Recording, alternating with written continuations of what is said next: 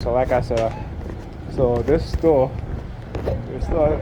Food Universe right here, they started getting their cashiers to target me now. So I go in there, I have my cart, a little pulley bag, what have you. I'm paying for my food, right? She just rang me up, paid for my food. We went back to receive my card. I noticed that the number that they gave me, because they give you like a number, and you're supposed to match the number for your card. So the number of difference, I'm looking at it, I'm like, hold up, I know it's my card, right? So now the Hispanic girl from behind the register that I just paid for my food, she comes directly on the side of me, puts her hands over her lip, her finger over her lip, looks at me, and then turns around and walk off. Like I said, they always find some ways to try to target you in some way, what have you. And the number on so it's like a clothespin, and like this little round paper that they put a number on. The same number is on the clothespin. One of those wooden clothespins, right? And I think I had a number like three something, 350 something or 390 something. I can't remember. But the number on the clothespin was like 12 something, right? And I'm just like, why, because when he gave me the number, I need to deliver because I know that the number is matched.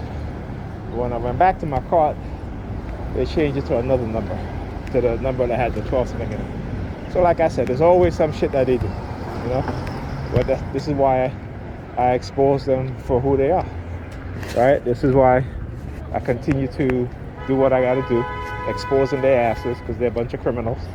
And that's it. And they feel, because they operate in this cult-like mentality, and they were all conspiring and orchestrating, that they're going to get away with what it is that they're doing.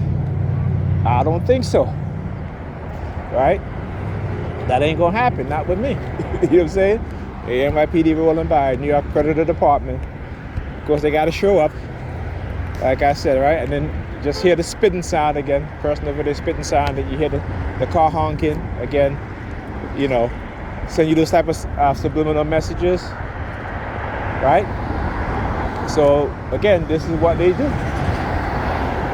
And like I said, I have no shame in exposing it. Matter of fact, I'm proud to expose it because people need to understand what's going on, how they fund their little, their secret program, and how they put money into their cult members' hands and whatever. You know what I'm saying? This is how they get away and keep these things off of public scrutiny. Okay? So I talk about the NYPD having a secret fund in which, there's no public oversight, right? So again, we always gotta keep asking these questions. Why would a police department have a secret account, financial account? They work for us. They work for the citizens, the taxpayers, right? I mean, I used to be a taxpayer. I'm on disability now because of what they've done to me, right? No oversight. So they know what they're doing.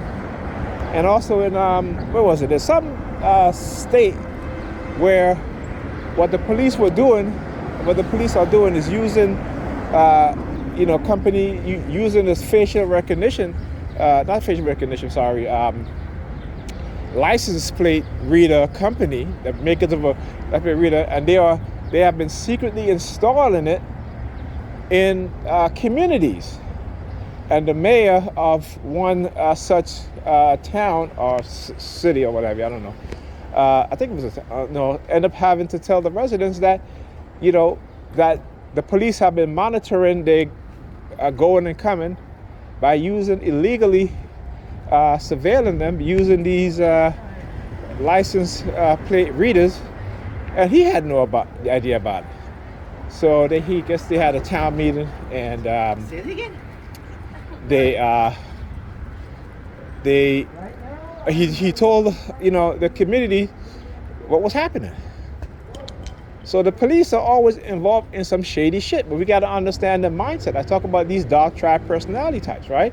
And they've been waiting in lieu for a very long time. They've been plotting this for decades, right? And they pass on the same mindset to their younger generation because it's about controlling them, staying on top, and the fact that they want to surveil us and, make it be acceptable. And so people, and they always use public safety, crime as a way, because they know that they've created this mindset, or they use fear within us, about crime, when we know that they can solve the issue of crime. They just don't want to, because again, it's to keep certain people separated, to keep certain people out of certain neighborhoods, right? So we know this, right? It is not a a coincidence or anything like that. It is not that's what they have us believe. Okay, but secretly, this is what they're doing. And it's sad, because I'll say, particularly racist white people, when they have not given up the idea of particularly putting us black people back into slavery. Okay, and when you look at how you see, white people come into black spaces, right, in which black people not really run, but in which black people populate, I should say, and then after a couple of years, it could be a decade, they take over. And I look at Kevin Samuels. He died, and all of a sudden we start to see the ascension of Just Pearly Things.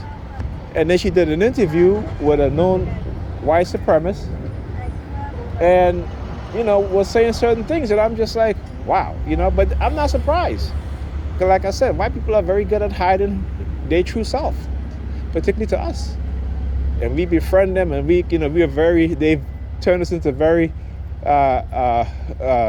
overly trusting people. But the funny thing is, we trust them, but we don't trust each other. We don't trust each other, but they're the ones that are doing us the most harm. It isn't us that's doing us the most harm. They're the ones that's doing us the most harm, right? So, you guys know I got to throw in my little, reality in there, because again, this is what you see that's happening, right?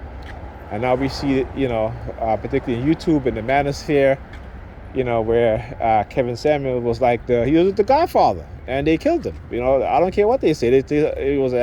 He had a heart attack. Or have you? It's lies. Yes, he had a heart attack, but what did they do to make him have a heart attack? Again, you know what I'm saying?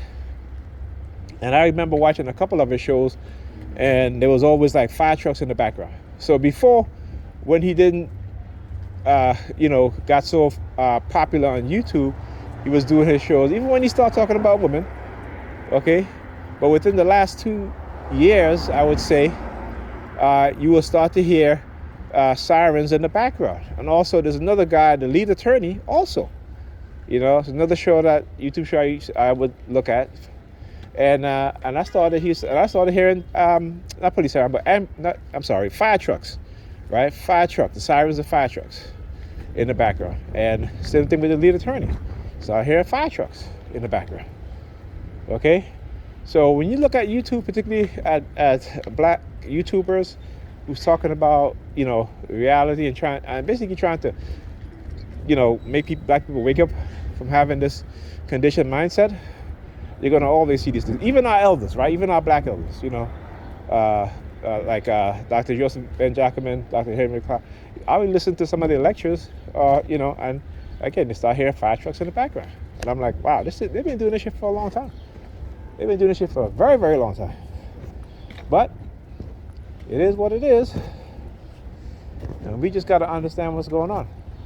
It's the reason why I post my videos. Got to expose the truth, Got to speak the truth, expose the truth. Actually, expose the lies. Not the truth, the truth is going to expose the lies, I should say. All right? Okay. Talk to you guys in the next video.